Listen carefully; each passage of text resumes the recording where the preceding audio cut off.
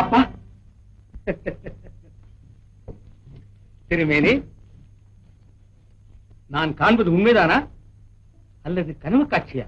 உண்மைதான் அப்பா. இவள்தான் என் மருமகள். மகராசியாக வாழ். திருமேனி,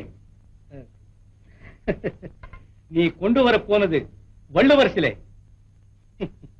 ஆனால் நீ கொண்டு வந்திருப்பதோ வைரச்சிலை.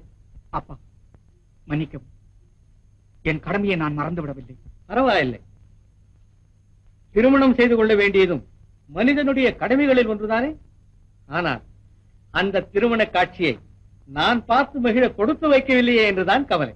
நான் பார்த்தேன் பிரபு அந்த கண்கொள்ளா காட்சியை. போடா முட்டாள், நீதான் காரியத்தை கெடுத்து விட்டாயே. திருமேனி, நான் இவனிடம் சொன்னது ஒன்று, அவன் செய்தது ஒன்று. ஆமாம் அப்பா, மாரப்பனிடம் நான் எவ்வளவோ எடுத்து சொன்னேன். வலியங்கூடு வள்ளுவன் குன்றம் இரண்டுக்கும் இடையே சமாதானம் ஏற்பட இந்த திருமணம் உதவும் என்றேன். இவன் கேட்கவே இல்லை. அப்படியா? இவன் அதை என்னிடம் சொல்லவே இல்லையே. இவ்வளவு பெரிய ராஜதந்திரம் இந்த திருமண ஏற்பாட்டில் அடங்கி இருக்கும் என்று எனக்கு தெரியவே தெரியாதே. அப்படியானால் சமாதான முயற்சிக்கு இது சரியான சந்தர்ப்பம்.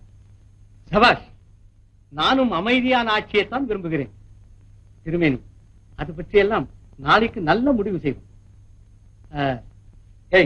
இவர்களை அழைத்து போய் தேவையான வசதிகளை செய்து கொடு.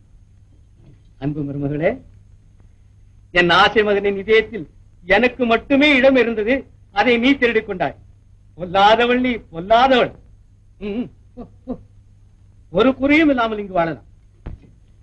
அப்பா திருமேனி, இன்று போல் என்றும் சந்தோஷமாக இரு.